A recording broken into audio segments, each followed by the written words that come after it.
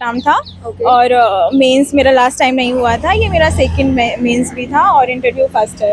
Okay. तो जो आपने पहला अटेम्प्ट दिया तो उसमें क्या गलतियां रह गई थी, क्या गलती ऐसी हो गई थी जो आप उसमें रह गए? अच्छा, पहला प्री हो गया था मेरा, लेकिन मेंस में मेरे साथ ये हो गया था कि हिंदी लैंग्वेज सेलेक्ट हो गई थी, तो उसकी वजह से मैं इंग्लिश में प्रिपेयर कर रही थी, तो वहाँ मेरा सिलेक्शन रुक गया। अच्छा, वो तो लैंग्वेज की वजह से। की वजह से। ओके। इस बार आपने क्या रखा है लैंग्वेज? इस बार इंग्लिश है मेरा, और इंग्लिश में ही मैंने सारे दिया। सोशियोलॉजी मेरा ऑप्शनल है। ओके। अच्छा, ये बताइए कि आपने जब प्री की तैयारी की थी तो उस टाइम पे किस तरीके से आपने तैयारी की? सेल्फ स्टडी किया, किसी कोचिंग वगैरह की? नहीं, मैं सेल्फ स्टडी कर रही थी और मैंने विजन का अभ्यास किया था लास्ट टाइम पे, तो वहाँ से। और मॉक दिए हैं मैंने 3-4 इंस्टीट्यूट के। ओके, 3-4 इंस्टीट्यूट के मॉक दिए हैं। हाँ। उन मॉक्स में क्या आपको लगा? आपने 3-4 दिए इंटरव्यू, तो चारों जगह में कुछ डिफरेंट लगा इंटरव्यू में या सब जगह सेम माहौल था? नहीं, एक्चुअली ये था कि कुछ जगह बहुत फैक्चुअल चीज़ें पूछी जा रही थी और कुछ सिचुएशनल बेस्ड क्वेश्चन पूछे जा रहे थे। और ओवरऑल ये था कि हर जगह नया एक्सपीरियंस था और नए लोग थे, तो एक कॉन्फिडेंस बूस्ट होता है हमारा वहाँ। अच्छा, मेंस जो होता है हमारा, मेंस में जब आप आंसर राइटिंग की आपने जो प्रैक्टिस की है तो कहाँ की टेस्ट सीरीज वगैरह से लिया है या फिर आपने सेल्फ सब कुछ किया है? आपने कहाँ पे कोचिंग की हेल्प ली? कोचिंग की तो नहीं ली थी मैंने। प्रीवियस ईयर सारे के सारे उठाए हुए थे क्वेश्चन। उसमें ये था कि पहले तो सिलेबस को बहुत अच्छे से रट लेना है बच्चों को, प्री हो या मेंस हो, बहुत अच्छे से बच्चा प्रिपेयर करे तो सबसे पहले सिलेबस रट ले। उसके सिलेबस होने से ही आधे से आधे क्वेश्चन सॉल्व हो जाएंगे। और सिलेबस के बाद मैंने प्रीवियस ईयर उठाए थे, जैसे कि टॉपिक वाइज।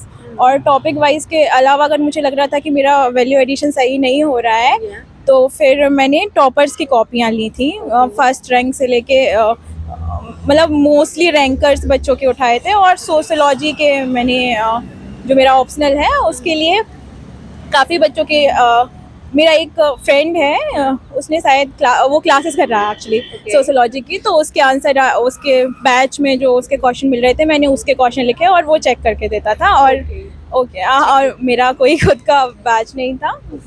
हाँ जी। अच्छा, ये बताइए, जब आपने प्री की प्रिपरेशन स्टार्ट की थी यूपीएससी की, तो उस टाइम पे जब आपने प्री का फर्स्ट मॉक दिया होगा उस टाइम पे क्या स्कोर रहा? और जब आपने एक टाइम निकल गया तैयारी करते करते, उस टाइम पे आपका क्या स्कोर, क्या डिफरेंस था? एक्चुअली इससे पहले मैं पीसीएस के लिए प्रिपेयर कर रही थी। 1 साल मैंने पीसीएस दिया था, तो थोड़ा सा वहाँ से मेरा क्या था कि फैक्चुअल चीज़ें काफ़ी कवर कर रखी थी मैंने वहाँ से। तो जब मैंने मॉक दिया तो मेरे 38 क्वेश्चन समथिंग सही थे, लेकिन मैंने पूरा 150 अटैम्प्ट कर लिए थे, जो कि मेरा माइनस में चला गया था। तो फिर धीरे धीरे अप्रोच मैंने चेंज की। ओके। अगर मेंस की बात करें तो मेंस में एक आंसर लिखने में आपको प्रॉपर टाइम स्टार्टिंग में कितना लगता था, और जब आप अच्छे से प्रैक्टिस करते गए तो लास्ट टाइम पे आपका टाइम लास्ट तक कितना तक मैनेज हो जाता है? ओके।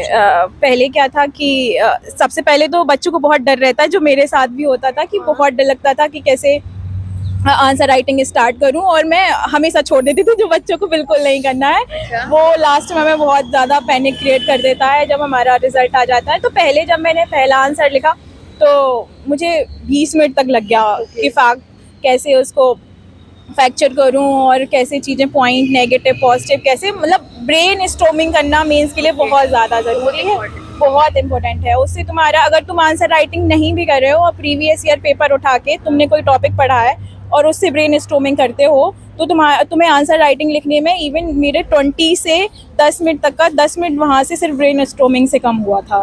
ओके।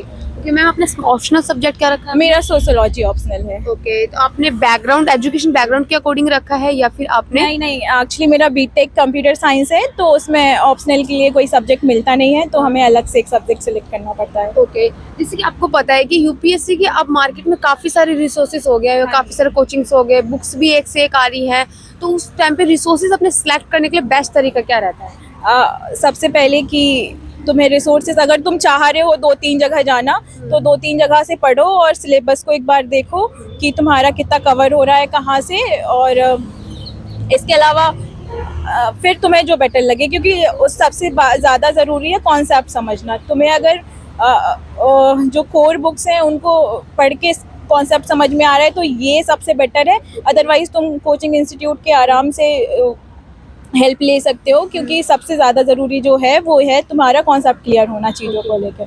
ठीक है, ओवरऑल यूपीएससी का आपको कहाँ से मोटिवेशन मिला, कब आपके माइंड में आया कि मुझे यूपीएससी करना है, किस टाइम पे, स्कूलिंग टाइम पे या कॉलेज टाइम पे? नहीं, ये एक्चुअली काफ़ी ज़्यादा लेट स्टार्ट हुआ है। कोविड के टाइम पे मैं फ्री थी, तब मैंने हिस्ट्री विस्ट्री पढ़ना स्टार्ट किया और तब मुझे थोड़ा थोड़ा लगा कि मुझे एक बार ट्राई करना चाहिए। और फिर मैंने सबसे पहला जो पेपर दिया था कोई गवर्नमेंट के लिए, तो MPPCS का पेपर दिया था, जिससे मेरा 10 नंबर तक मार्क्स से रह गया था। तो फिर मुझे लगा कि एक बार मुझे पढ़ के देना चाहिए। बिल्कुल।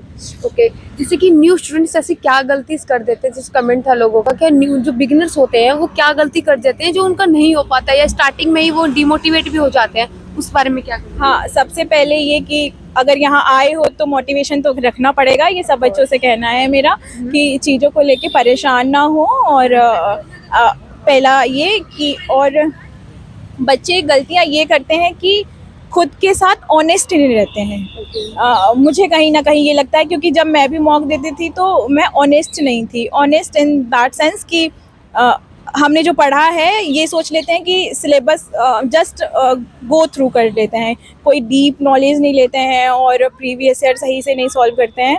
और मॉक भी अगर दे रहे हैं तो उनकी कोई दे दिया फिर उसको रिवाइज नहीं करना, ये सब गलतियां शायद कहीं ना कहीं बच्चे करते हैं। और सीसेट को बहुत लाइट लेते हैं, हाँ। जो उन्हें नहीं लेना चाहिए। हाँ, जैसे कि सीसेट के बारे में आपने बात की, सीसेट अब के टाइम में स्टूडेंट्स भी कहते हैं कि बहुत टफ होता जा रहा है, उस बारे में आपका क्या कमेंट है? टफ, जैसे कि मुझे लगता है कि रेशियो ऑफ द एस्पिरेंट बढ़ेगा तो फिर टफनेस तो हर एक एग्ज़ाम की बढ़ेगी, क्योंकि अब और कहीं ना कहीं ये हो रहा है कि अब जो जनरेशन आ रही है वो चीज़ों को लेके काफ़ी अवेयर है, अदर देन दी जो पहले से प्रिपेयर कर रहे हैं बच्चे। ये काफ़ी एक्टिव, जैसा मैंने देखा है कि ये काफ़ी एक्टिव रहते हैं चीज़ों को लेके।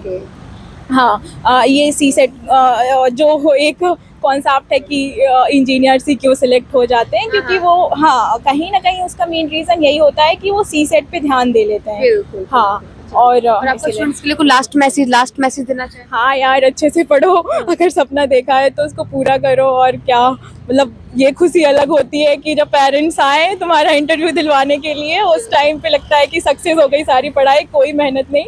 और just take the things like कि पढ़ना नहीं है, सीखना है कुछ, वो बहुत मोटिवेशन देता है और तुम्हें लास्ट टाइम तक प्रिपेयर करने के लिए मोटिवेट रखेगा। थैंक